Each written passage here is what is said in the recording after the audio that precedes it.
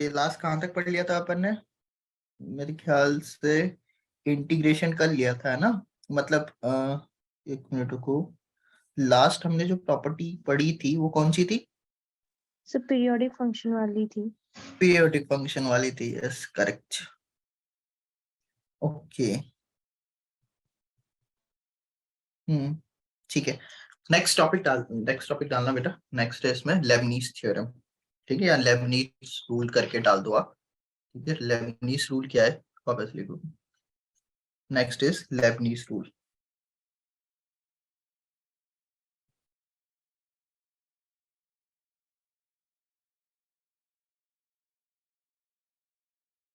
ठीक है, Lebanese rule. अभी लेबनीज रूल क्या है बेटा? तो लेबनीज रूल के बारे में समझते हैं। लेबनीज रूल को आप एक्चुअली इस तरीके से भी समझ सकते हो कि इसका मतलब ये है कि derivative derivative of anti derivative. ठीक, derivative of sorry anti derivative. तो इसका मतलब क्या है डेरिवेटिव और एंटी डेरिवेटिव? इसका मतलब ये है कि हमें कोई फंक्शन दे रखा होगा, उसको मतलब इंटीग्रेटेड फंक्शन दे रखा होगा, हमें क्या करना है, उसको डिफरेंशिएट करना है। ठीक है, जैसे इसको मैं ऐसे लिख देता हूँ कि भाई इंटीग्रेशन ऑफ लेट्स से कोई एक फंक्शन यहां से दे रखा है जी एक्स से लेके एफ एक्स तक के बीच में। हमें मान लो इस एक काम करते हैं, इसको एफ एक्स ना लेके इसको एच एक्स ले लेता हूँ। जी एक्स से एच एक्स तक मुझे किसको इंटीग्रेट करना है? एक फंक्शन को इंटीग्रेट करना है। लेट्स से वो फंक्शन को मैं ले लेता हूँ एफ टी डी टी। ठीक है, ये मुझे इसका ये मतलब बेसिकली ये इंटीग्रेशन है। और इसी इंटीग्रेशन का एक्चुअली मुझे क्या करना है? डिफरेंशिएशन करना है। मतलब इस पूरे को डिफरेंशिएट करना है डी बाई डी एक्स। ठीक है, मतलब कोई एक फंक्शन है एफ टी डी टी और उसका लिमिट दे रखा है जी एक्स से एच एक्स तक। ठीक है बेटे, मुझे क्या करना है? उसको डिफरेंशिएट करना है इस पूरे फंक्शन को। तो इस पूरे फंक्शन को डिफरेंशिएट हम कैसे कर सकते हैं? तो लेबनीज ने बताया कि अगर इस टाइप का फंक्शन आ रहा है या इस टाइप का इंटीग्रेशन है जिसको आपको डिफरेंशिएट करना है, मतलब जिस फंक्शन को आप डिफरेंशिएट कर रहे हो वो एक्चुअली पहले से इंटीग्रेटेड है, और उस इंटीग्रेटेड को आप क्या कर रहे हो? डिफरेंशिएट कर रहे हो। तो इसलिए यहाँ पे लिखा है डेरिवेटिव ऑफ एंटी डेरिवेटिव। बात समझ में आई? Yes sir. और याद रखना ये हम तभी लगा सकते हैं, केवल और केवल तभी पॉसिबल होगा जब एफ जो है, एफ मतलब फंक्शन इज कंटिन्यूअस, बीच में कहीं भी ब्रेक ना हो। बात समझ में आई बच्चे? Yes sir. है ना? तो अब इसको क्या करेंगे अपन? जैसे डिफरेंशिएट करते हैं, तो डिफरेंशिएट करने पे क्या आएगा? अब देखो, लेबनीज ने बताया कि भाई आप एक काम करो, ये जो टी दे रखा है ना, टी टी को रिप्लेस कर दो पहले एच एक्स से। तो इसने बताया कि आप एक काम करो, यूं लिख दो एफ ऑफ एच एक्स। ठीक है, जहां टी आ रहा है ना उसकी जगह एच एक्स कर दो, और ये जो अंदर वाला फंक्शन है एच एक्स, इसको डिफरेंशिएट कर दो इसके साथ एच डैश एक्स माइनस, फिर नीचे वाली लिमिट के साथ भी आप ऐसे ही करो, एफ ऑफ जी एक्स लिख दो अंदर, और फिर अंदर वाले फंक्शन का डिफरेंशिएशन मतलब जी डैश एक्स। बात समझ आई? Yes sir. इसको इस तरीके से करना है, this is what g dash x. ठीक है, अब इस पे क्वेश्चन कैसे बनेगा? जैसे क्वेश्चन अब करते हैं। क्वेश्चन इज, ये इसको ऐसे समझो एग्जांपल के तौर पर, limit x is tends to 0 integration of 0 से x square sine root t d t, और डिनोमिनेटर में दे रखा है एक्स क्यूब। ठीक है बेटे, ये फंक्शन। अच्छा एक मिनट, ये डिनोमिनेटर वाला है ना, ये एक्चुअली पूरा ये डिनोमिनेटर है, ऊपर केवल इसका इंटीग्रेशन दे रखा है ये इस तरीके से एक्स क्यूब। ठीक है बेटा, जैसे ये है इज इक्वल टू, वैल्यू क्या होगा? First option is 2/3, second option is 0, third option is 1/15, fourth option is 3/2। ठीक है बेटे।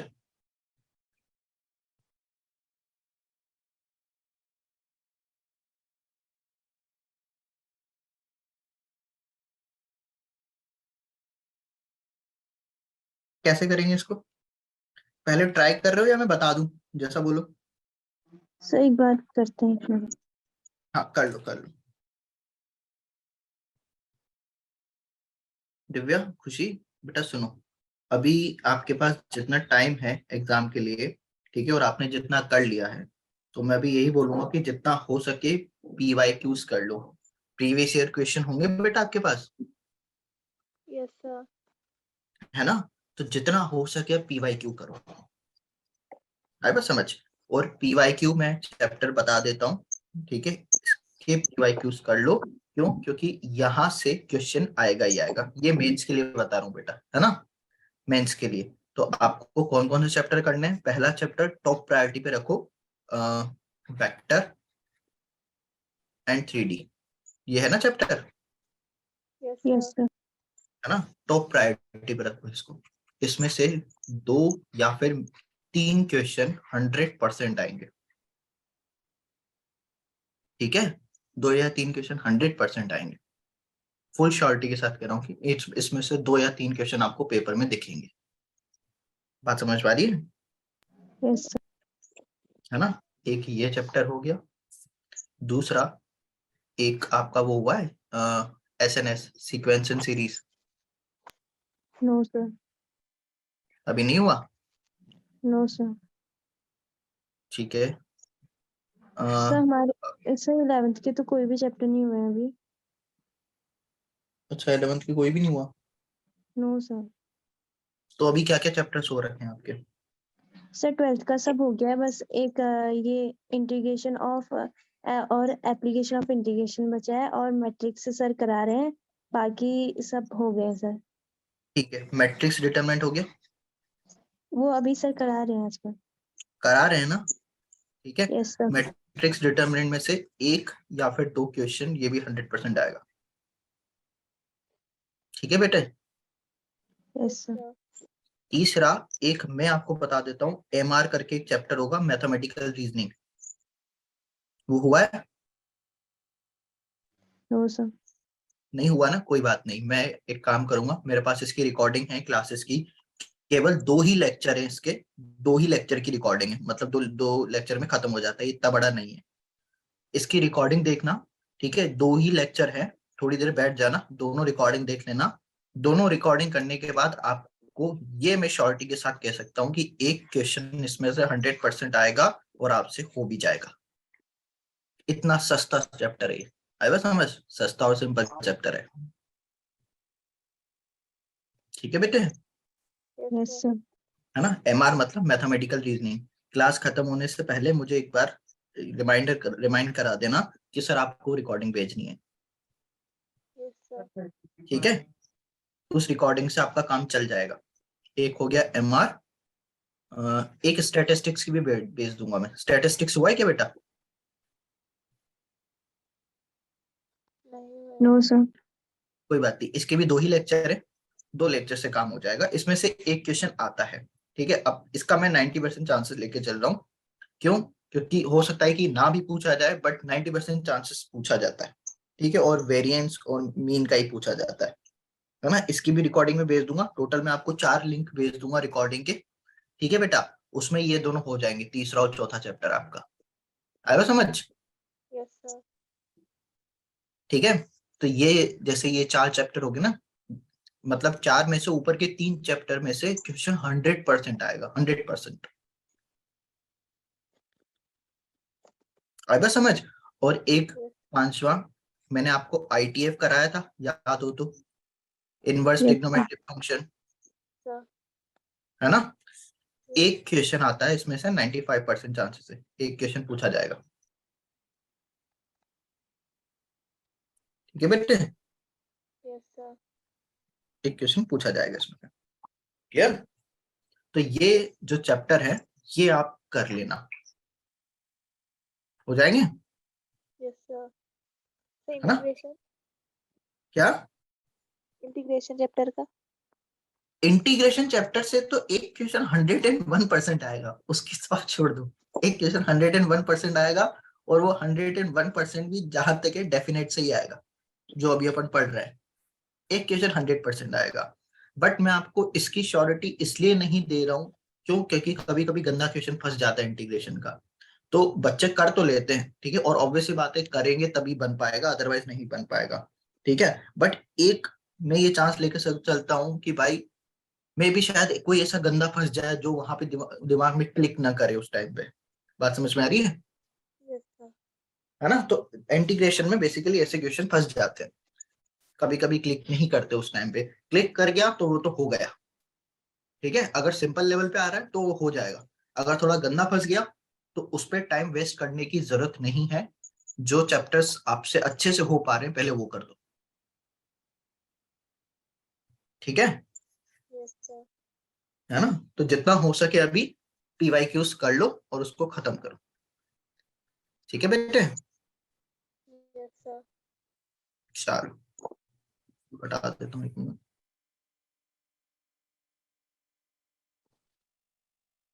ये वाला हुआ क्वेश्चन?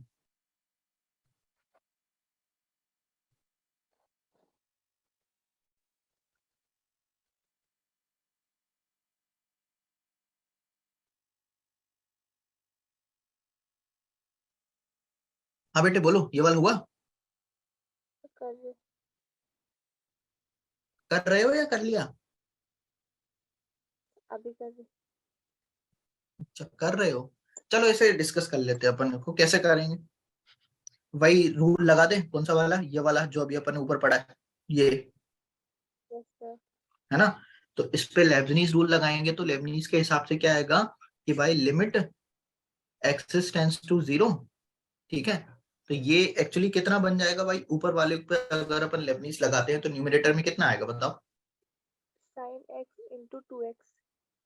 हाँ साइन एक्स और एक्स स्क्वायर का by integration, sorry differentiation 2x, ठीक है, माइनस, अब माइनस करेंगे तो भाई ये राइट साइड वाला पार्ट तो जीरो बनेगा, क्यों जीरो बनेगा भाई, जीरो का आप डिफरेंशिएशन करोगे जीरो बनेगा, और जीरो को आप इससे मल्टीप्लाई करोगे तो ये वाला पार्ट आना चाहिए ना, ये वाला। तो जीरो को अगर आप इससे मल्टीप्लाई करोगे तो जीरो ही बन जाएगा ना, तो इसको लिखने की जरूरत नहीं है, ठीक है बेटे। और डिनोमिनेटर में क्या है, एक्स क्यूब आया ना, यही है बेटे, यस सर। है ना? तो अब ये देखो, ये इससे एक्स कैंसिल आउट हो जाएगा, तो आ जाएगा limit x tends to zero, ये कितना हो जाएगा, टू तो बाहर निकाल दो, sine x upon x square, ठीक है, ये बच रहा है ना। Yes sir. ओके, तो अब इसका क्या करें? सर LH रूल लगा दें। जीरो बाय जीरो फॉर्म अलग बन रहा है, यस सर। हाँ तो लगाओ एलएच रूल।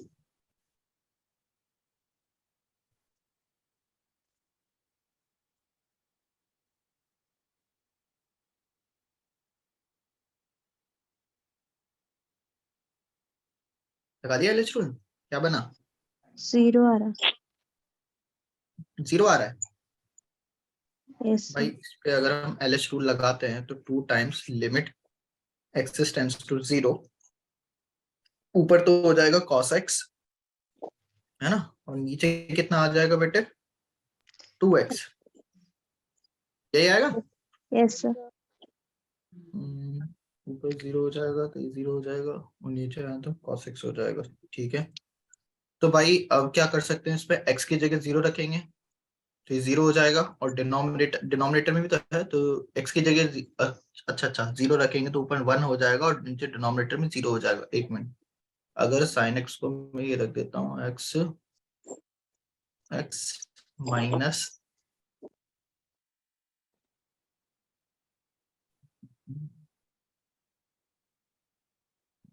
x माइनस करके रख देता हूँ x minus x cube by 3 factorial, ठीक है। साइन एक्स को ये रख देता हूँ एक्स क्यूब माइनस 3 फैक्टोरियल, और डिनोमिनेटर में एक्स स्क्वायर करके रखते हैं, तो एक्स स्क्वायर के हिसाब से कितना आ जाएगा, ये एक्स 3 फैक्टोरियल, बाकी तो जीरो हो जाएगा, ये एक्स है, एक्स कैंसिल आउट, ये एक्स और ये एक एक्स आ जाएगा, तो अपॉन में 3 फैक्टोरियल, तो 2 into 6, limit x tends to zero, x minus x cube upon में 3 फैक्टोरियल और डिनोमिनेटर में x square.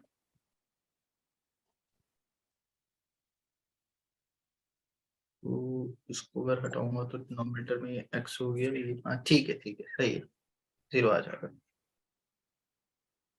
Actually I am just checking कि 0 है या नहीं। ठीक है,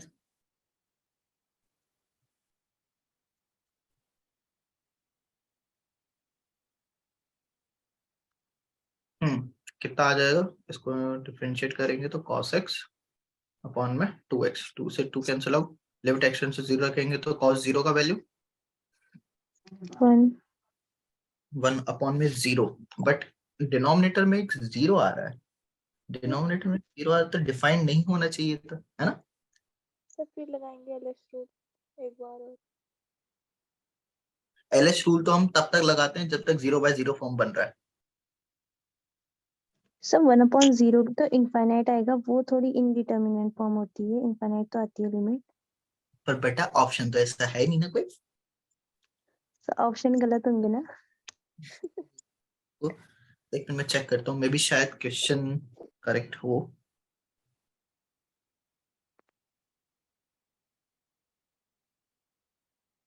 चेक करना पड़ेगा क्वेश्चन। 0 से एक्स स्क्वायर दे रखा है, लिमिट है 0 से एक्स क्यूब दे रखा है। Let me check,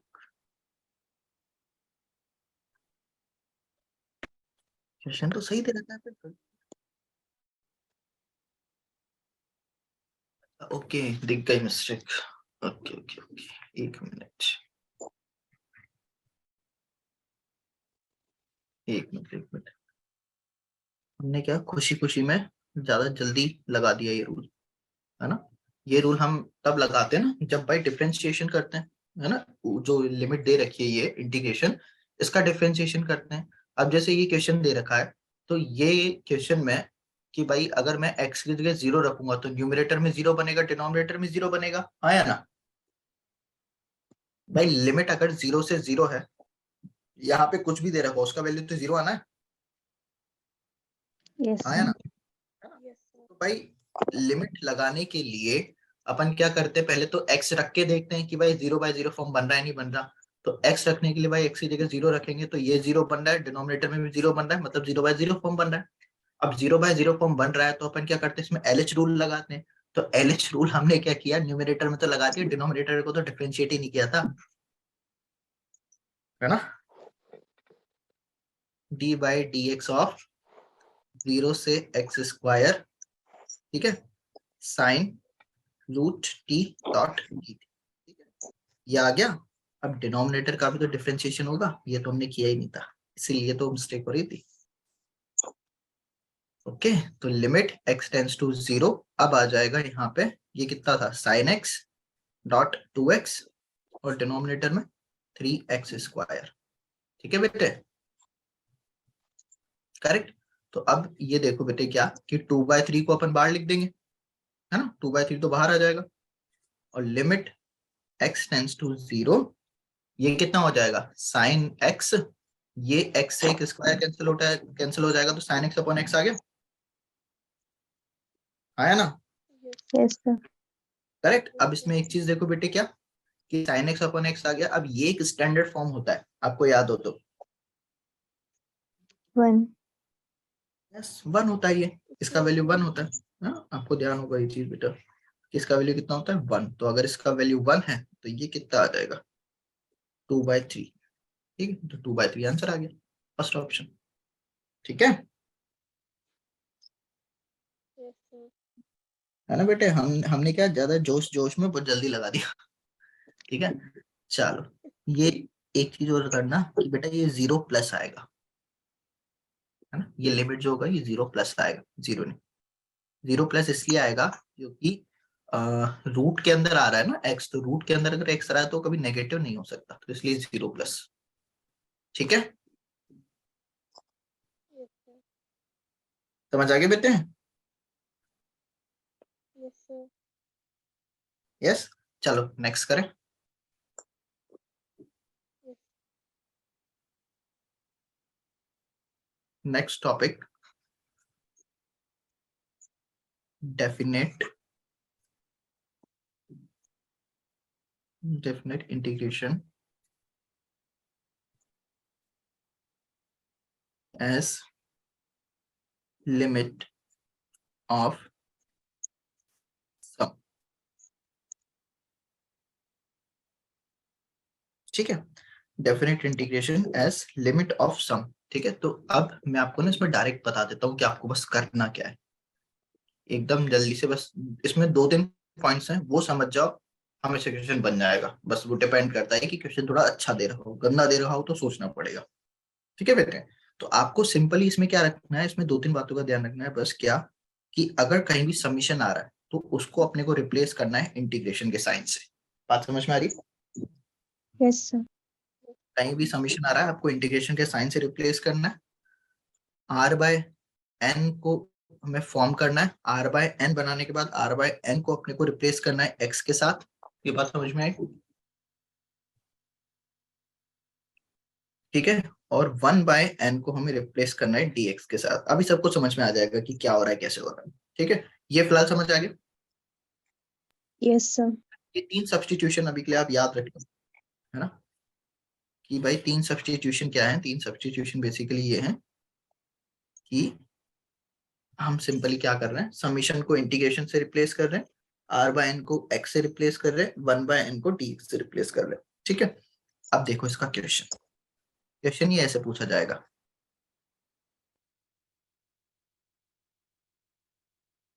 question is find the value of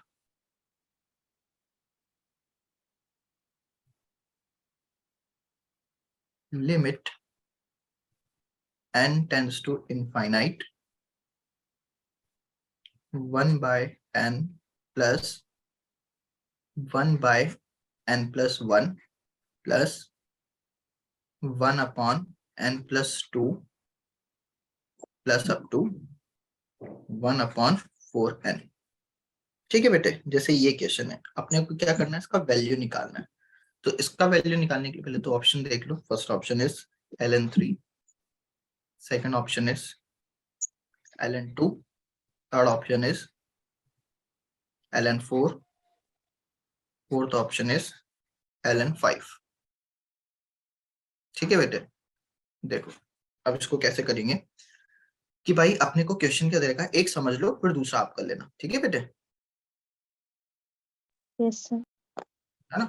ठीक है, तो क्वेश्चन को कैसे करेंगे हम, देखो limit n is tends to infinite. Question ये दे रखा है अपने को 1/n plus 1/1 plus n+1 plus 1/n+2 plus up to कहाँ तक, 1/4n। अब बेटा ये जो 4n है, 4n को बेटा मैं ऐसा लिख सकता हूँ जैसा ये लिखा हुआ है n+1 n+2। तो 4n को अगर मैं ब्रेक करूंगा n प्लस समथिंग में तो क्या आना चाहिए,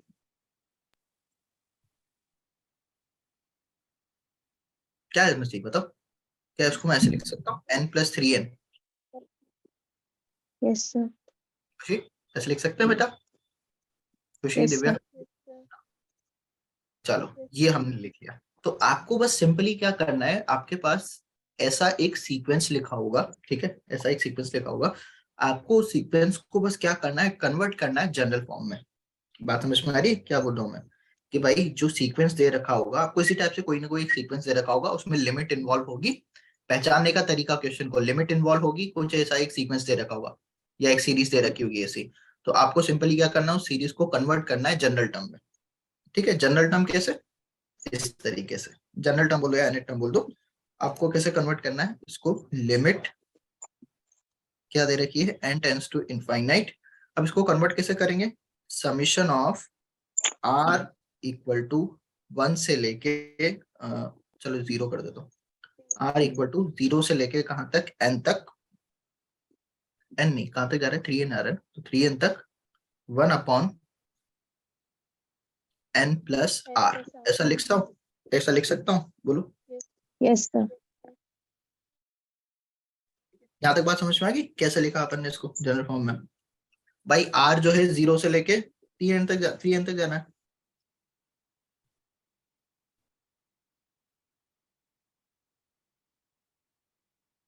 ठीक है ना? चलो, तो यहाँ तक अपने को समझ में आ गया। अब यहाँ तक समझ में आने के बाद मैंने क्या बोला कि अपने को क्या सब्स्टिट्यूशन करने, सिग्मा को चेंज करना इंटीग्रेशन में। तो आपको दिख रहा है कि यहाँ पे सिग्मा बन गया, ये रहा,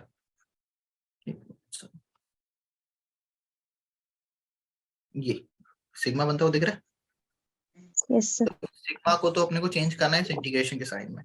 अब r बाय एन बनना चाहिए, तो यहाँ पे r बाय एन कैसे बनाए अपन, और 1 बाय एन भी होना चाहिए। n से हाँ बोलो बेटे। n से डिवाइड भी कर लेते हैं, n से डिवाइड और इनटू।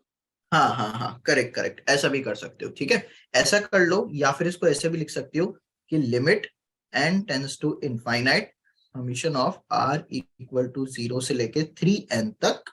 हाँ, इसमें से एक काम करो, डिनोमिनेटर में से n कॉमन निकाल दो।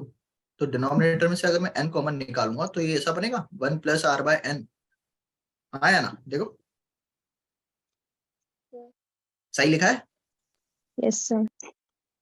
हाँ? चलो, अब ये बनने के बाद देखो आपको क्या करना है, इसको मैं थोड़ा सा इस तरीके से लिख देता हूँ।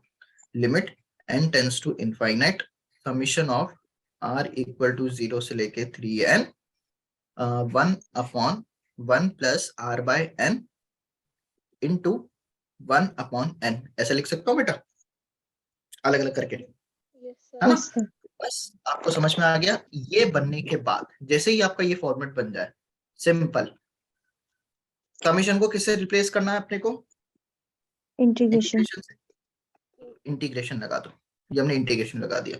1 अपॉन में 1 प्लस r बाय एन, इसको रिप्लेस किससे करना है, 1 upon 1 plus x। 1 upon 1 plus x, correct. तो ये आ जाएगा 1 अपॉन में 1 plus x dot 1 by n को dx के साथ। यहाँ तक बात समझ में आ गई सर लिमिट तो आगे से ऐसे रहेगी क्या ना? बेटे। लिमिट। हाँ, लिमिट भी बता रहा हूँ अभी, लिमिट भी बता रहा हूँ कि अब लिमिट का क्या किया जाए। कि भाई अब हम तो पढ़ रहे डेफिनेट इंटीग्रेशन, तो भाई लिमिट का क्या करें, तो लिमिट आप ऐसे करो। देखो इसकी लिमिट कहाँ से कहाँ तक जा रही है, 0 से लेके 3n तक जा रही है यस सर। ना। तो आप यहाँ पे लिखो कि भाई लिमिट किसकी जा रही है, लिमिट, ये एक्चुअली लिमिट किसकी है, आर की। r की है। आया ना, r कहाँ से कहाँ तक जा रहा है, 0 से 3n तक। 0 से। तो r is basically line yes between sir. 0 से लेके 3n तक। ठीक है, तो हमने 0 से 3n कर दिया।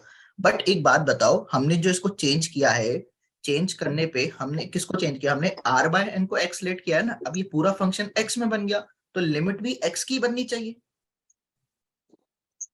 यस आया ना सर। भाई, अगर पूरा फंक्शन x में बन गया तो लिमिट भी x की बननी चाहिए। तो लिमिट को x बनाने के लिए x हमने किसको बोला है, r by n. r by तो n। यहाँ पे तो केवल r है। तो r बाय n बनाने के लिए मैं हर तरफ n से डिवाइड कर दूं। यस तो सर। जैसे ही n से डिवाइड करोगे, ये n से n cancel out, 0 by n 0 बनेगा, r बाय n x बन जाएगा, और ये 3 आ जाएगा। तो लिमिट कहां से कहां तक आ गई, 0 से 0 3। से 3 तक। ये चीज समझ में आ गई बेटे, yes sir. Yes.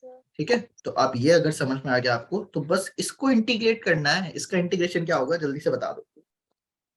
ln 1 plus x. ln 1 plus x, शाबाश, ln 1 प्लस एक्स। ठीक है, और लिमिट रख दो 0 से 3। 0 से 3 लिमिट रखेंगे तो कितना आ जाएगा, ln 4 माइनस ln 1 का वैल्यू 0 होता है, तो कितना आया, ln 4। थर्ड ऑप्शन दिख गया, बस आ गया आंसर। और ये क्वेश्चन जेई मेन में आया था 2021 में। अगर समझ, यस सर। 2021 में था या 2020 में था, अभी मुझे अच्छे से याद नहीं आ रहा, बट आया है, तो आया था। बात समझ में आई कैसे करने हैं ऐसे क्वेश्चन। सर आगे से जो limit n tends to infinite है वो हट जाएगी। हाँ वो हट जाएगी। अरे limit n tends to infinite का मतलब सिंपल ये है कि भाई ये जो सीरीज है इनफाइनाइट तक जा रही है, बस सिंपल सी बात यस सर। है ना। तो अगर ये सीरीज इनफाइनाइट तक जा रही है, तो उस पूरे का जो सम आएगा वो इसके बराबर आएगा कि आप ये वाला फंक्शन 0 से लेके 3 के बीच में इंटीग्रेट कर लो। आई बस समझ, यस सर। ठीक है। चलो इसको नोट करो जल्दी से, अगर कर लिया तो बता दो, आगे बढ़ते हैं।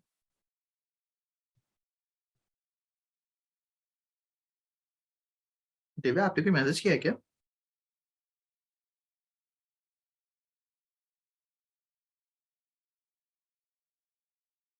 दिव्या, हेलो हेलो बेटे, मेरी आवाज आ रही है? Yes sir.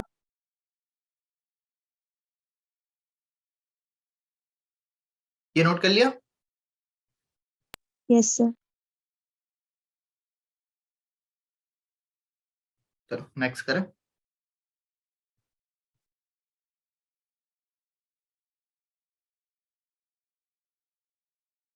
नेक्स्ट इज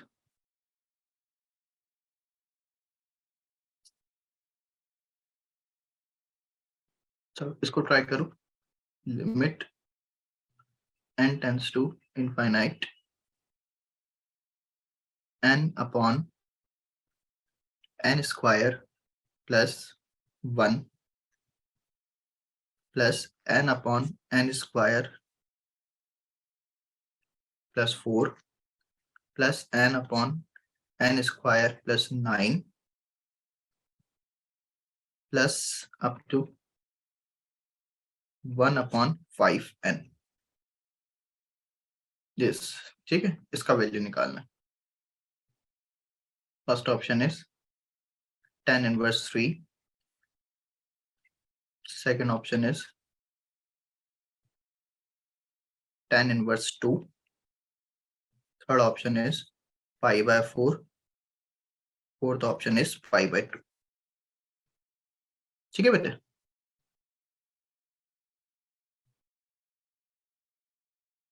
बेटा हो रहा है क्वेश्चन? सर जो r की लिमिट है ना वो 1 से 2n है, तो फिर r बाय n की लिमिट 1 बाय n से 2 आ रही है।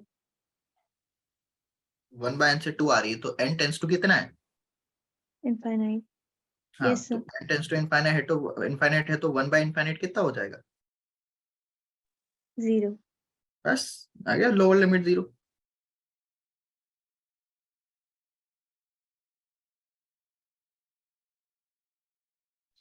ऑप्शन 2। Option 2 correct, good. ठीक है, खुशी हो गया?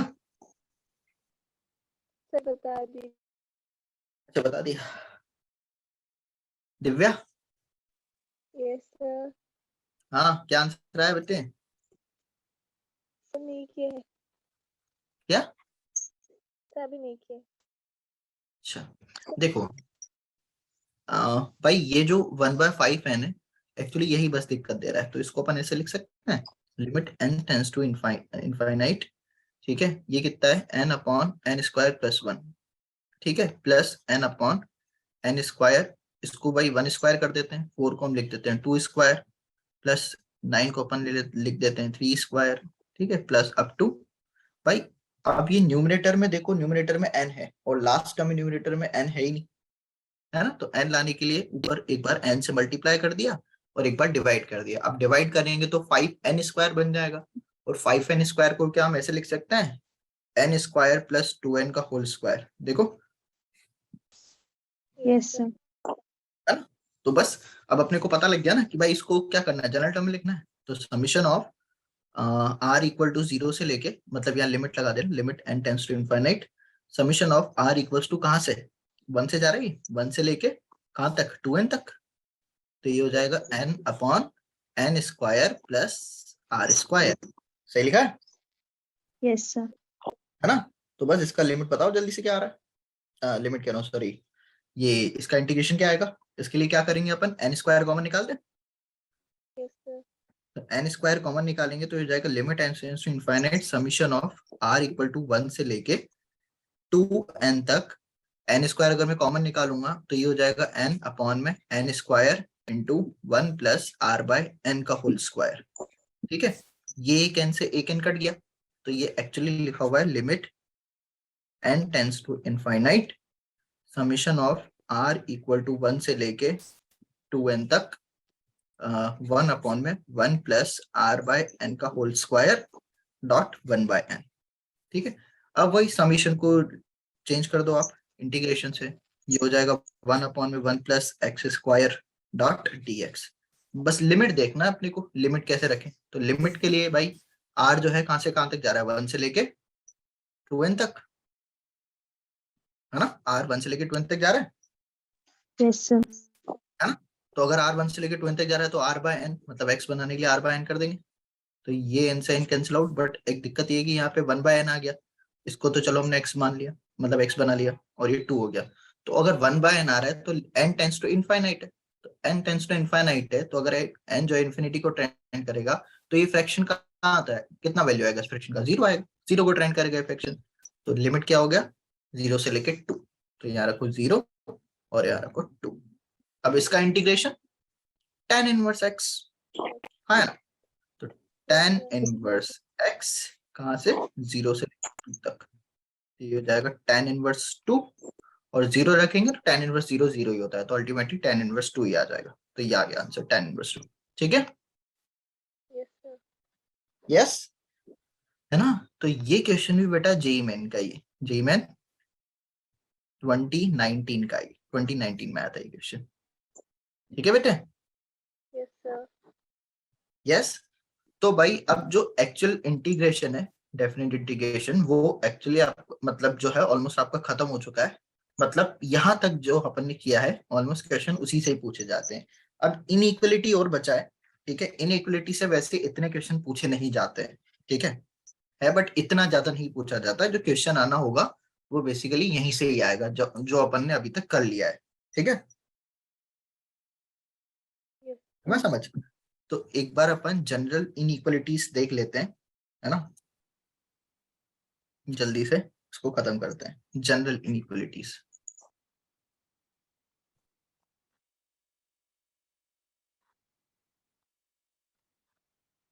ठीक है, अब जनरल इनइक्वलिटी या इनइक्वलिटीज क्या है, ठीक है।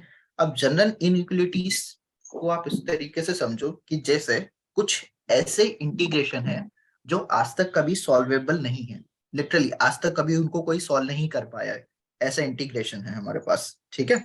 जैसे एक ये हो गया, मान लो मुझे इंटीग्रेट करना है e⁻x² dx, जैसे ये वाला इंटीग्रेशन है, तो ये इंटीग्रेशन आज तक सॉल्व नहीं हो पाया, ठीक है। मतलब इंटीग्रेशन का यूज करके हम इसको सॉल्व नहीं कर पाते हैं, सॉल्व ही नहीं होता ये। एक ये हो गया, एक ये हो गया इंटीग्रेशन ऑफ e⁻−x² dx, इसका भी सोल्यूशन नहीं है, इसको हम इंटीग्रेशन की हेल्प से सॉल्व नहीं कर पाते हैं। Integration of sin x upon x dx, इसको भी हम इंटीग्रेट नहीं कर पाते हैं। ऐसे ही cos x upon x dx, ठीक है। तो ऐसे इंटीग्रेशन है जिनको हम सॉल्व नहीं कर पाते, जो ये सॉल्व ही नहीं होंगे।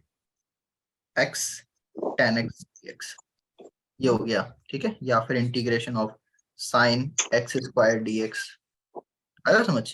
या एक और लिख लो dx अपॉन में ln x, क्लियर। तो ये जो इंटीग्रेशन है ये बेसिकली सॉल्व नहीं हो पाते हैं, आया समझ, यस सर। ठीक है। तो भाई अगर ये सॉल्व नहीं हो पाते तो फिर अपन क्या करें, तो भाई इसको हम क्या करते हैं, इसका हम अप्रोक्सीमेट वैल्यू निकालते हैं। क्या करते हैं बेटा, अप्रोक्सीमेट वैल्यू निकालते हैं। और जो अप्रोक्सीमेट इसका वैल्यू निकालते हैं वो बेसिकली कैसे निकालते हैं, अप्रोक्सीमेशन ऑफ एरियाज, मतलब अप्रोक्सीमेट ऑफ एरिया निकाल देते भाई। डेफिनेट इंटीग्रेशन क्या होता है, डेफिनेट इंटीग्रेशन बेसिकली यही होता है ना, एरिया अंडर द कर्व, क्यों बेटे। Yes sir. डेफिनेट इंटीग्रेशन क्या होता है, एरिया अंडर द कर्व होता है। तो हम क्या करते हैं, सिंपली हम अप्रोक्सीमेशन निकाल लेते हैं, मतलब लगभग एरिया निकाल देते हैं कि इसका एरिया जो है वो लगभग इतना आ रहा होगा। एग्जैक्ट कितना आ रहा है एग्जैक्ट नहीं पता हमें, ठीक है। तो वो लगभग हम कैसे निकालते हैं, तो वो निकालने के वैसे तो दो मेथड होते हैं, वैसे हैं ही दो मेथड, है ना। एक मेथड होता है रेक्टेंगल मेथड, क्या बेटा, रेक्टेंगल मेथड। तो पहले अपन एक बार रेक्टेंगल मेथड समझते हैं, ठीक है, कि भाई रेक्टेंगल मेथड है क्या। तो रेक्टेंगल मेथड सिंपली क्या है मैं आपको बता देता हूँ।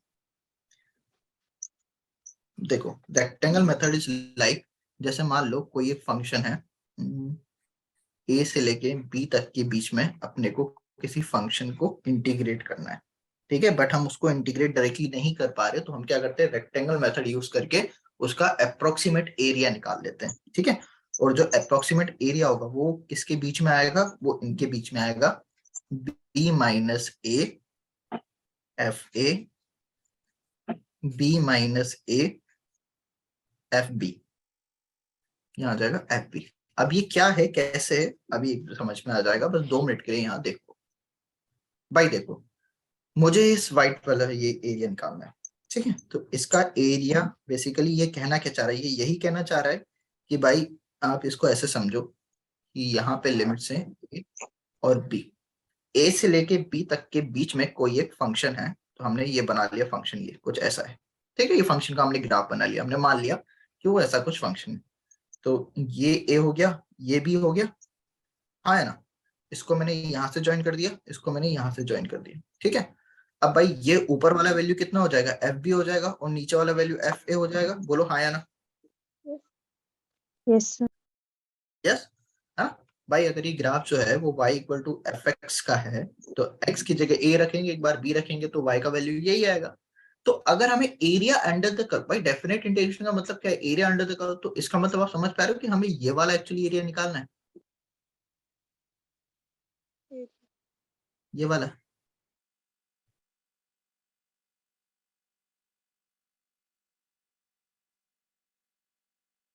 यस, ये एरिया निकालना है, यस सर। है ना। तो ये एरिया हम एग्जैक्ट नहीं निकाल पा रहे, तो ये एरिया अगर एग्जैक्ट नहीं निकाल पा रहे, तो हम इसके लिए पता है क्या कर रहे हैं, हम इसके लिए सिंपल ये कर रहे हैं कि हमने क्या किया कि इसको इस तरीके से बनाया। कैसे, देखो एक बार मैं अच्छे से बना देता हूँ पहले।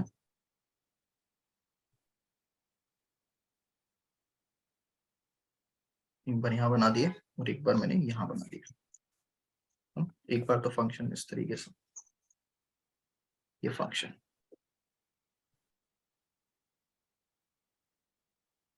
This is a, this is b. एक मिनट में बना लूं फिर बताता हूँ। दिस इज ए और यहाँ पे आ जाएगा कितना, दिस इज बी, ठीक है बेटे, है ना। और यहाँ पे ये वैल्यू आ जाएगा एफ ऑफ ए, ये वैल्यू आ जाएगा एफ ऑफ बी, ये वैल्यू आ जाएगा एफ ऑफ ए, और ये वैल्यू आ जाएगा एफ ऑफ बी, ठीक है। तो भाई आप इसमें ये देखो कि मुझे ये वाला एरिया निकालना है, ठीक है। ये आपको बीच में दिख रहा है ना, मुझे ये वाला एरिया निकालना है। तो ये वाला एरिया निकालने के लिए अगर मैं ये वाला एरिया डायरेक्टली नहीं निकाल पा रहा, तो मैं सिंपली क्या कर रहा हूँ, मैं ये कर रहा हूँ कि जैसे जो फर्स्ट वाला है, ये फर्स्ट वाला देखो, फर्स्ट वाले में सिंपली मैं क्या कर रहा हूँ, मैंने पहले तो इसमें रेक्टेंगल कंप्लीट किया, ठीक है। क्या किया बेटा, रेक्टेंगल कंप्लीट किया। अब रेक्टेंगल कैसे कंप्लीट कर रहा हूँ, मैं इसको आगे बढ़ा देता हूँ इस तरीके से, ठीक है। ये आगे बढ़ गया, हाँ है ना। Yes sir. ये एक रेक्टेंगल कंप्लीट हो गया भाई। ये वाला लेंथ कितना आएगा, बी माइनस ए, और ये वाला लेंथ कितना है, एफ ऑफ ए, हाँ है ना। तो इसका यस मतलब सर। ये है कि मैं कौन सा वाला एरिया निकाल रहा हूँ बेटा, ये वाला एरिया निकाल रहा हूँ, यस और नो। तो ये वाला एरिया कैसे आएगा, ये वाला ऐसा एरिया ऐसे आएगा भाई, रेक्टेंगल बन रहा है ना ये, रेक्टेंगल का एरिया क्या होता है, एल इंटू बी, हाँ है ना। तो लेंथ कितना है इसमें, बी माइनस ए, और ब्रेथ कितना है, एफ ऑफ ए है। बोलो हाँ या ना, है ना। मैंने क्या किया, मैंने ये वाला एरिया निकाल दिया, क्योंकि मेरे लिए ज्यादा आसान था, तो मैंने निकाल लिया। एक ये वाला एरिया निकाल दिया, और एक मैंने क्या किया, मैंने इसको ज्वाइन कर लिया ऐसे करके, तो ये भी तो एक रेक्टेंगल बना, यस और नो। ये एक यस रेक्टेंगल सर। बना बेटे। तो अगर ये रेक्टेंगल बना, तो एक्चुअली अब मुझे बताओ कि ये वाला लेंथ कितना है, ये लेंथ बी माइनस है, और ये पूरा लेंथ कितना होगा, एफ ऑफ है, सॉरी एफ ऑफ बी। तो एक्चुअली आप समझ पा रहे हो कि हम इस पूरे रेक्टेंगल का एरिया निकाल रहे हैं, हाँ या ना। खुशी, दिव्या, बात समझ में आ रही है बेटा। Yes sir. माइनस ए, इसका एरिया कितना आएगा, b minus a dot f b, आएगा समझ। अब इसमें एक चीज सोचो कि बेटा मुझे एरिया तो निकालना था ये वाला, मुझे एरिया तो निकालना था ये वाला। भाई एरिया अंडर द कर्व का मतलब क्या है, ये कर्व बन रहा है और उसके नीचे का एरिया, इसी को हम एरिया अंडर द कर्व कह रहे हैं। तो अगर मैं ये नहीं निकाल पाया, तो मैंने क्या किया, मैंने यहाँ पे ऐसा एक रेक्टेंगल बना दिया और इसका एरिया कैलकुलेट कर लिया, और ऐसे ही ऊपर मैंने एक रेक्टेंगल बना दिया। अब ये वाला जो फर्स्ट वाला केस है, फर्स्ट वाले केस में आप देखो कि भाई ये जो एरिया आ रहा है ये एक्चुअली इससे कम आ रहा है बीच वाले से।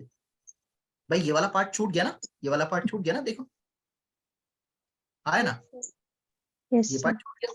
अब ये पार्ट अगर छूट गया तो इसका मतलब ये जो फर्स्ट वाला एरिया आ रहा है वो बेसिकली ये जो हमारा मेन एरिया है, मतलब मेन वाला डेफिनेट इंटीग्रेशन है उससे कम आ रहा है। और जो तीसरा वाला केस लिया है हमने, मतलब ये वाला जो केस लिया है, इस वाले केस में बेटा ये देखो हमें एरिया तो अंडर द कर्व निकालना था, मतलब ये जो येलो वाला ग्राफ बन रहा है इसके नीचे का एरिया निकालना था, बट हमने तो ये पूरा एरिया ले लिया। हाँ है ना भाई, इसकी मैक्सिमम वैल्यू यहाँ तक जा रही थी तो मैंने यहाँ से रेक्टेंगल कंप्लीट कर लिया, तो ये एरिया तो ज्यादा आएगा ना। Yes sir. हाँ है ना, बट हमें ये श्योरिटी है कि भाई जो एरिया आएगा, जो हमारा रिक्वायर्ड एरिया है, मतलब हमें जो इसका एरिया निकालना है वो एरिया हमेशा इन दोनों के बीच में आएगा। बात समझ आ रही है क्या कहना चाह रहा हूं मैं? Yes sir. अब जो एरिया होगा वो हमेशा इन दोनों के बीच में आएगा, यस और no? Yes sir. Yes sir. Yes, ठीक है। तो इसीलिए हम क्या करते हैं कि भाई डेफिनेट इंटीग्रेशन अगर हमें निकालना है तो हम ये दोनों निकाल देते हैं, अब इन दोनों के बीच में हमेशा ये आएगा। तो ये होता है रेक्टेंगल मेथड। बात समझ में आई? Yes sir. Yes sir. पक्का दोनों का आ गई समझ? Yes sir. Yes sir. Yes, चलो गुड, इसको बना लो जल्दी से।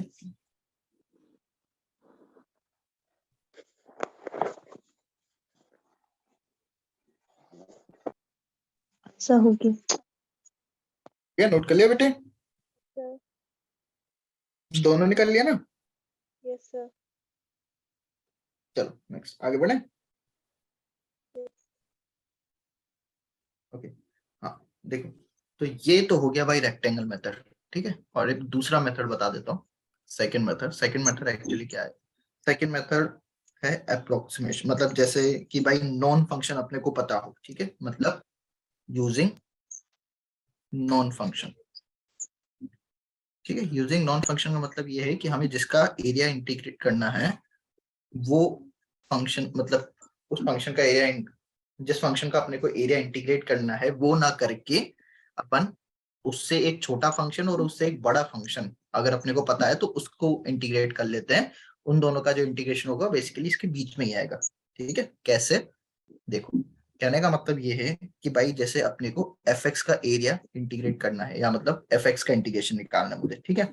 तो अगर हमें पता है if fx is lying between hx and gx, मतलब कोई फंक्शन है fx जो कि hx और gx के बीच में लाई कर रहा है, ठीक है, for all x belongs to a से लेके b, मतलब a से लेके b तक के बीच में, ठीक है। तो इसका मतलब सिंपली ये है कि भाई अगर ऐसा है देन हम क्या बोलेंगे कि आप एक काम करो, आप fx का इंटीग्रेशन नहीं निकाल पा रहे ना, तो आप एक काम करो, hx का इंटीग्रेशन निकाल लो। उसका जो इंटीग्रेशन आएगा वो fx से छोटा होगा, और आप gx का इंटीग्रेशन निकाल लो, वो जो इंटीग्रेशन होगा बेसिकली gx से fx से बड़ा होगा। बात समझ में आ रही है? मतलब fx का इंटीग्रेशन बेसिकली इन दोनों के बीच में लाई कर जाएगा। बात समझ आई बेटे? Yes sir. ठीक है। अब ये कैसे? तो इसमें थोड़ा सा अपने को सोचना पड़ता है, इसमें थोड़ा सा दिमाग ज्यादा लगाना पड़ता है, ठीक है। जैसे एग्जाम्पल के तौर पे 0 से लेके 1 e raise to the power x square dx, ठीक है बेटे। अब इस फंक्शन का इंटीग्रेशन हमें डायरेक्टली नहीं पता, तो इसके लिए अपन क्या कर सकते हैं, इसको कैसे इंटीग्रेट करें, है ना। तो इसको इंटीग्रेट करने के लिए भाई हम क्या करते हैं, देखो हमें पता है कि भाई x जो है, ये वाला मेथड मैं आपको समझाता हूँ कि ये मेथड हम लगाएंगे कैसे। अब x जो है वो कहां से कहां तक लाई कर रहा है, 0 से लेके 1 तक के बीच में। लिमिट कहां से कहां तक है बेटा? 0 से 1। 0 से 1। 1 तक के बीच में। अब अगर 0 से 1 तक के बीच में है तो 0 से 1 तक के बीच में भाई, अभी हम बात कर, जैसे यहाँ पे e raise to the power x square है, तो 0 से 1 के बीच में x जो है वो x स्क्वायर से बड़ा होगा या छोटा होगा? मुझे बस ये बताओ। छोटा होगा। छोटा होगा? हाँ यार, यस सर। है ना, मतलब बेसिकली x बड़ा होगा ना x स्क्वायर से, x स्क्वायर छोटा होगा, करेक्ट यस सर। है ना। अब जस्ट बिकॉज ये जो लिमिट है वो पॉजिटिव है, नेगेटिव है नहीं, तो इसका मतलब ये है कि अगर x जो है मतलब ये x स्क्वायर से बड़ा है, तो इस पे अगर मैं e लगा दूं, मतलब इसको मैं ऐसे लिख दूं e raise to the power x e raise to the power x square, तो इन दोनों में भी यही रिलेशन आएगा कि e raise to the power x बड़ा होगा e raise to power x square से, यहाँ आया ना? Yes sir. यस। तो बस इन दोनों को इंटीग्रेट कर दो। तो e raise to the power x dx का इंटीग्रेशन 0 से 1 के बीच में किससे ज्यादा आएगा? 0 से 1 के बीच में e raise to the power x square dx से। आगे समझ? ठीक है बेटे? Yes sir. Yes sir. इसका इंटीग्रेशन क्या आएगा? e raise to the power x का इंटीग्रेशन बेसिकली क्या आएगा? e raised to the power x। e raise to the power x कहां से कहां तक? 0 से 1 तक। तो इसका वैल्यू कितना आ जाएगा बेटा? इसका वैल्यू आ जाएगा e minus e raise to power 0 is 1, तो e माइनस 1 आ गया, मतलब e माइनस 1 इससे बड़ा आएगा। ठीक है?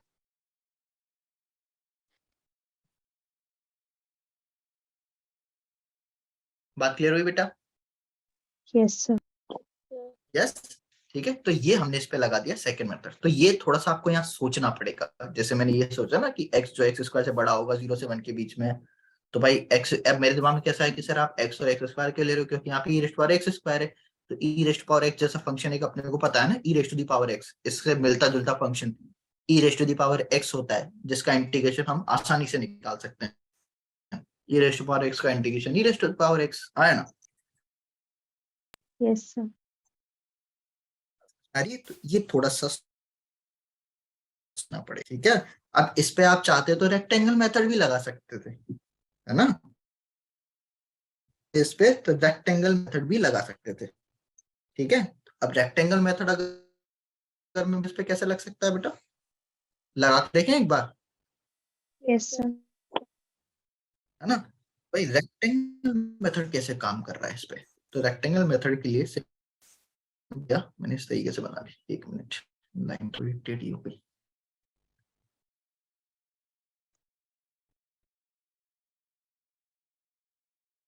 कहां से कहां तक? तो ये है 0 और ये है, लेट्स से मैंने यहाँ पे 1 ले लिया, तो 0 से 1 के बीच में, है ना, मान लो हमने इसका ग्राफ बना दिया। अब 0 से 1 के बीच में इसका ग्राफ कैसे बनेगा? सिंपल, आपको कुछ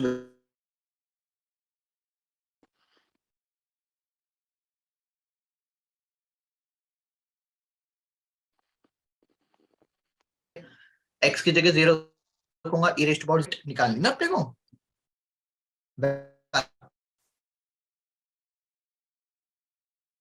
हेलो बेटा, आवाज आ रही है? सर क्रैक हो रही है बीच में। क्या कह रहे हो बेटे? सर आपकी वॉइस क्रैक हो रही है। क्रैक हो रही है? एक मिनट, शायद कुछ नेटवर्क इशू आ रहा होगा। अभी आ रही है? Yes sir. Yes sir. है ना? तो हाँ, मैंने क्या बताया कि भाई हमें 0 और 1 इसका वैल्यू आ क्या रहा है, तो जो फंक्शन है ना उसमें x की जगह एक बार 0 रख के देखो। तो अगर मैं x की जगह, ठीक है चलो यहाँ रखता हूँ, यहाँ पे ये जो फंक्शन है ना बेटा, इसमें एक बार x की जगह 0 रखो, तो x तो y कितना आएगा? अगर मैं इस पूरे को y बोल दूं तो 1 कितना आएगा? 1। 1 1 आएगा, यस ठीक सर। है? और अगर x की जगह 1 रखता हूं तो y e y e आ जाए। ठीक है बच्चे, यस सर। है ना? तो देखेंगे तो 0 पे वैल्यू 1 आ रहा है, मतलब यहाँ पे 1 रखता हूं तो वैल्यू ई जो है 1 से बड़ा होगा ना, ई का value approximate value 2 point something होता है, 2.7 समथिंग होता है, ठीक है? तो भाई अब इसके बीच में अगर मुझे ग्राफ, मुझे पता है कि यार एक इंक्रीजिंग फंक्शन होता है, तो इसका ग्राफ जो होगा वो कुछ ऐसा बनेगा। आया समझ? Yes sir. ये कुछ ऐसा ग्राफ बन गया इसके बीच में, तो हमने क्या किया, ऐसा ग्राफ बना लिया। अब रेक्टेंगल मेथड काम कैसे कर रहा है? रेक्टेंगल मेथड बेसिकली इस तरीके से काम कर रहा है, क्या कि भाई मैंने क्या किया, इस पहले तो लोअर लिमिट से एक रेक्टेंगल बनाया, ठीक है? आपको क्या करना है, बस इसका मिनिमम वैल्यू से और मैक्सिमम वैल्यू से रेक्टेंगल बनाना। तो ये एक रेक्टेंगल फॉर्म हो गया ना,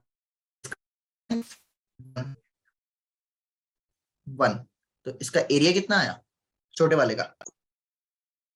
1। छोटे वाले का एरिया कितना है बेटे? ये वाला एरिया, 1। बोलो 1. 1 आएगा, Yes, sir. है ना? ये वाला एरिया निकाल रहा हूँ, तो ये एरिया कितना आ जाएगा 1। अब एक बार मैं क्या कर रहा हूँ, इसका जो अपर लिमिट है वहां से मैंने ज्वाइन, इसका वैल्यू कितना है ई, है ना? यहाँ से एक रेक्टेंगल बना दिया। अगर अभी ये रेक्टेंगल बनाया तो इसका पूरा एरिया या जो, तो इसका पूरा एरिया कितना होगा भाई? ये लेंथ तो 1 है, ये कितना है पूरा, ये लेंथ कितना है बेटा? ई ई, ये पूरा का पूरा लेंथ आ गया अपने पास ई। तो एरिया कितना आ जाएगा बड़े वाले का? पूरे ई आ जाएगा, यस सर है ना? ठीक है, ई आ गया। तो इससे मुझे क्या पता लगा, मैं अब एक्चुअली अपने को एरिया कौन सा, अपने को ये वाला एरिया निकालना था, है ना? ठीक है, तो ये जो एक्चुअली 1 और ई के बीच में आया, तो this area is line between कहां से कहां तक, आई मतलब ये 1 से लेके ई तक के बीच में, तो ये आएगा इसका आंसर। अब आप बोलोगे इस मेथड से तो आंसर ये आ रहा है, सेकंड मेथड से ये आ रहा है ना? अलग अलग आ रहा है, तो अलग अलग नहीं, वो सेम ही, बट ये है कि ये थोड़ा सा ज्यादा अप्रोक्सीमेट आ रहा है। ये रेक्टेंगल मेथड बता रहा है कि एरिया होगा वो 1 से लेके ई तक के बीच में होगा, और ये वाला जो मेथड है, ये नॉन, ये कह रहा है कि इसका जो एरिया होगा वो E-1 से बड़ा आएगा। बात है ना? यस सर ठीक तो है, जो फर्स्ट अब फिर आप बोल रहे सर क्या बोल रहे हो? तो जो फर्स्ट वाली मेथड है उसमें एक्स की जो लिमिट होगी बस उसके हिसाब से मेरा एक्स स्क्वायर मतलब जो भी दिया होगा जैसे बेटा इसमें एक्स बोलोगे क्या कह रहे हो, आवाज कम आ रही है मेरे पास। सर जैसे ये ऊपर वाला फर्स्ट मेथड है उसमें एक्स की लिमिट 0 से 1 है तो हमने एक्स को एक्स स्क्वायर से बड़ा माना है अगर 0 एक्स की लिमिट 0 से 1 के अलावा जैसे 2 से 3 होती है तो उसमें एक्स स्क्वायर ग्रेटर देन होता है ना एक्स से यस यस यस यस, उस केस में एक्स स्क्वायर बड़ा हो जाता, आएगा समझ, यस सर है ना? तो उस केस में एक्स स्क्वायर बड़ा हो जाता, फिर मैं एच स्क्वायर के हिसाब से करता। ठीक है, यस सर हाँ, तो वो डिपेंड करेगा एक्चुअली लिमिट पे, फंक्शन पे। दोनों मेथड समझ में आ गए, यस Yes, सर sir. है ना? अब एक्चुअली क्या होगा, वो डिपेंड करेगा कि क्वेश्चन उन्होंने कैसा बना रखा है। अगर मल्टी करेक्ट है, एक से ज्यादा करेक्ट है उसमें, तो भाई सिंपली क्या होगा, सिंपल ये होगा कि भाई आप दोनों मेथड एक बार लगा के चेक कर लेना, मल्टी करेक्ट है ना, मल्टी करेक्ट होगा तो आप मेथड चेक कर लेना कि भाई कौन से मेथड से क्या क्या आंसर्स आ रहे हैं। ठीक है बेटा, Yes, sir. सर है ना? बट वैसे इसकी प्रोबेबिलिटी कम है आने की, जो ऊपर वाला अपन ने पढ़ा है ना अभी तक का, उसमें से ज्यादा पूछा जाता है। ठीक, यस सर यस, चलो इसको नोट कर लो बेटा, नोट कर लिया है या कर रहे हो? सर कर भी कर लो कर लो।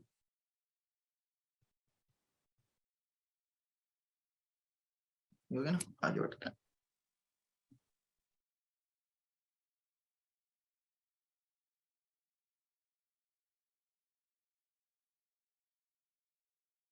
चलो नेक्स्ट इज, और उसमें लास्ट टॉपिक है reduction, direction formula and Wallis theorem.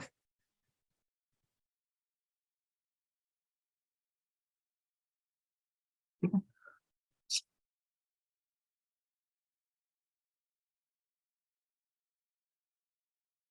अब ये एक्चुअली क्या है तो इसको समझो भाई। इसमें क्वेश्चन कैसा आएगा पहले तो याद रखना, इसमें जो है मैं आपको एग्जांपल बताता हूँ, मतलब ये ऐसा आएगा 0 से लेके π/2 के बीच में। ठीक है, क्वेश्चन कैसा आएगा, 0 से π/2, लिमिट्स कैसी होंगी, 0 से π/2 होंगी, और कुछ ऐसा होगा, sine raise to the power लेट से nx dot cos raise to the power mx dx, मतलब साइन और कॉस की टर्म में दे रखा होगा और कुछ पावर्स दे रखी होंगी दोनों की। बात समझ में आई? Yes, sir. तो इसको आप थोड़ा याद रख लो कि इसको कैसे करेंगे, इसको हम ऐसे करेंगे, इसका डायरेक्टली फॉर्मूला होता है, पहले तो लिख लो फिर मैं समझाता हूँ। n-1 n-3 अप टू 1 और 2 फिर इंटू m-1 m-2, इसको मैं थोड़ा सा ढंग से लिख देता हूँ,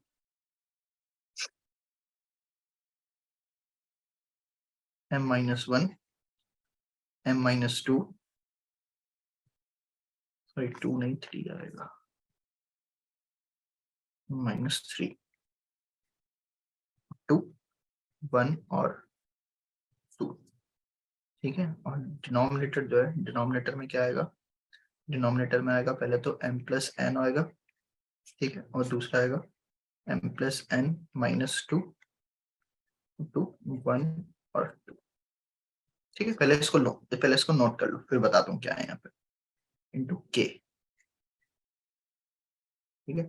और यहाँ पे जो m, n है, वेयर, इसका ऐसे लिख देना, where m, n are non negative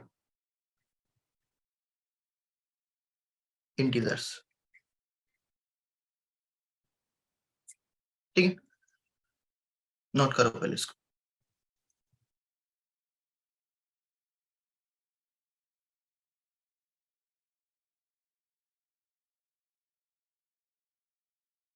है ना। और k जो है, k एक्चुअली क्या होगा, k इज इक्वल टू, यह आएगा π/2 इसका value, if m, n both are even,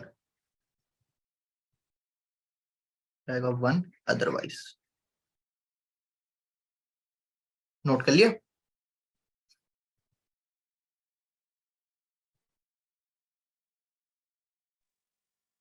sir हो गया। नोट कर लिया बेटे, ठीक है। चलो अब इसको समझो, ये एक्चुअली रिडक्शन फॉर्मूला क्या कह रहा है, रिडक्शन फॉर्मूला ये कह रहा है, या इसको हम वॉलिस थ्योरम भी बोलते हैं, है ना। पहली बात तो ये कि जो वॉलिस थ्योरम होगी वो कब लगेगी, जब 0 से π/2 इंटीग्रेशन का लिमिट दे रखा होगा, ठीक है। और दूसरी बात, लगेगी कैसे, जैसे साइन के ऊपर कोई भी पावर है या कॉस के ऊपर कोई भी पावर है, तो फर्स्ट जैसे साइन के ऊपर पावर n है, तो हम n को कैसे लिखेंगे, हम n को इस तरीके से लिखेंगे, पहले तो हम लिखेंगे n-1, फिर लिखेंगे इनटू में n-3, मतलब ऑड टर्म्स जो है इसमें से सब्ट्रैक्ट करते जाएंगे, जैसे पहले 1 कर दिया, फिर 3 कर दिया, फिर 5 कर दिया, ठीक है। और ये हम तब तक करते जाएंगे जब तक 0 या 1 में से एक ना आ जाए। बात समझ में आ गई, ठीक है। जैसे मान लो एग्जांपल के तौर पे n की जगह मैंने 11 रखा, 11 रखा, तो हम सब्ट्रैक्ट कैसे करेंगे, पहले तो n-1 मतलब 11-1, फिर 11-3, फिर 11-5, आएगा समझ। अब जैसे ही आप देखो 11-1 करेंगे 10 आ गया, 11-3 करेंगे तो कितना आएगा, 8, ठीक है। 11-5 करेंगे तो 6 आ जाएगा, फिर करेंगे 11-7, तो 11-7 करेंगे तो कितना आएगा, 4, फिर करूंगा 11-9, 11-9 करूंगा तो कितना आ गया, 2 आ गया, यस सर। तो 2 आ गया ना, तो 2 आते ही बस स्टॉप कर दो, आएगा समझ। मतलब जैसे ही आपके पास, आप इसको स्टॉप कर दो, कब स्टॉप करना है, जब आपके पास 1 और 2 दोनों में से कोई एक आ जाए। बात समझ में आ गई, यस सर।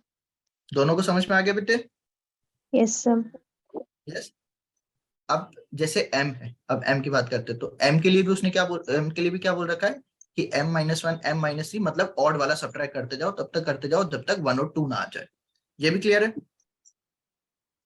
Yes sir. ठीक है। और डिनोमिनेटर में, अब डिनोमिनेटर में देखो लास्ट ये है कि भाई पहले तो आप दोनों पावर्स का सम कर दो, दोनों जो पावर्स दे रखी है ना उन दोनों का सम कर दो, और उन दोनों का सम करके पहले तो यहाँ पे लिखो m+n, जैसे मान लो n जो है 11 है, m मान लिया हमने लेट्स से 4 है, तो आप n+n दोनों का सम करो।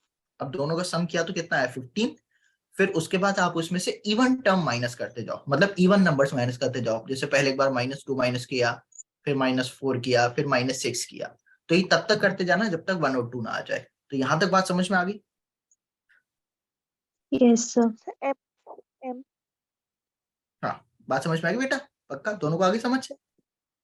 m m कहाँ से आएगा ये? ये क्वेश्चन में दे रखा होगा, पावर सी दे रखी होगी ना, m और n, ठीक है बेटे, सर यस। चलो अब ये क्वेश्चन करेंगे ना तो और जल्दी समझ में आ जाएगा। ये नोट कर लिया था ना, चलो मैं यही रखता हूँ Yes, इसको sir. ऐसे। और ये के है, के बेसिकली क्या आएगा, के का वैल्यू, के के लिए मैंने क्या बताया कि के की वैल्यू हम रखेंगे π/2 अगर m और n दोनों इवन गिवन है, और अगर इन दोनों में से कोई भी ऑड गिवन है या दोनों ऑड गिवन है तो हम 1 रखेंगे के की जगह। आगा समझ? Yes, sir. ठीक है, चलो अब जैसे एक क्वेश्चन है, क्वेश्चन इज, हाँ बेटे, तो क्वेश्चन क्या है, क्वेश्चन इज, एक बार क्वेश्चन नोट करो, इवेल्युएट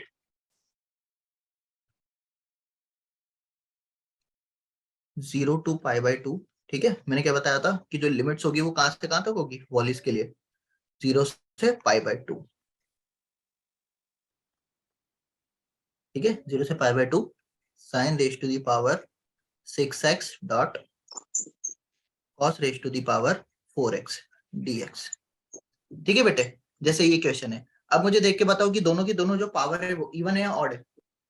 इवन। इवन है। ठीक है, तो अगर ये दोनों की पावर इवन है तो भाई अब मुझे बताओ के की वैल्यू, के की जगह अपन क्या रखेंगे, π/2। π/2। तो ये तो अपने को समझ में आ गया कि के की जगह π/2 रखना है। और m और n कैसे करेंगे, देखो सबसे पहले हाँ 6 की बात करते हैं, 6 के लिए क्या लिखूं, अब बच्चों मुझे बताते जाओ, मैं वो लिखता जाऊंगा। 6 - 1 -5 कि 6 - 1? -1 हाँ तो पहले 1 से स्टार्ट करेंगे, तो 6 - 1 आ जाएगा, फिर क्या आना चाहिए, 6 - 3 6 - 3 करेक्ट, फिर 6 - 5 6 - 5। ठीक है, अब 6 - 5 करेंगे तो 1 आ जाएगा, मतलब इसका काम खत्म, साइन की पावर का काम खत्म हो गया। ठीक है, Yes, ओके, sir. अब कॉस की पावर के लिए बताओ,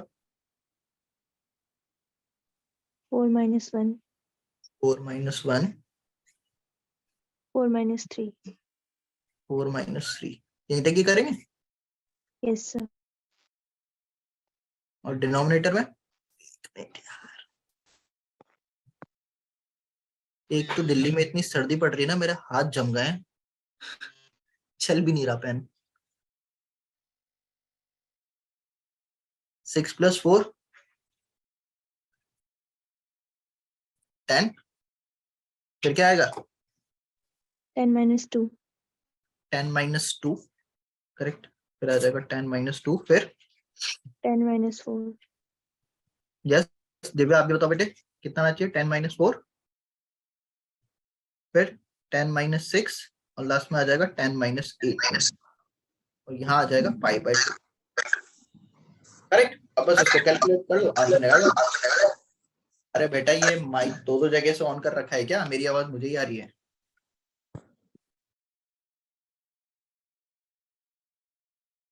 हाँ बेटे बताओ क्या आंसर आएगा,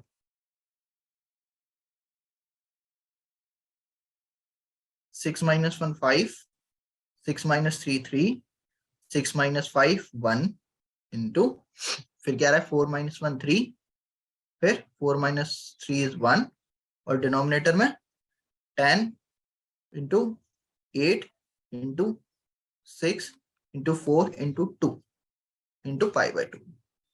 ठीक है, इसको कैलकुलेट करो कितना आएगा,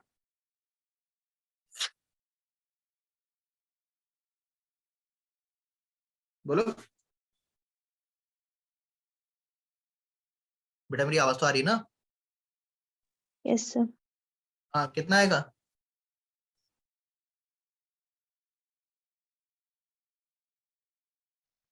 3/512 pi. 3π/512, यही आना चाहिए भाई, सॉल्व करके देख लो इसको, है ना, सॉल्व करके देखोगे तो यही आ जाएगा। ठीक है, इसको सॉल्व कर लेना, इसका वैल्यू आ जाएगा 3π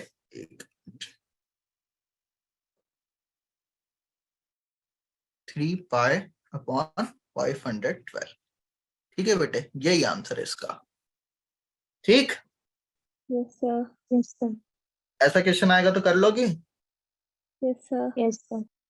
का, दोनों से हो जाएगा ना। Yes, sir. Yes sir.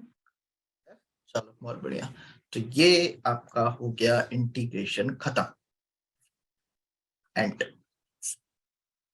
Done? Yes, sir.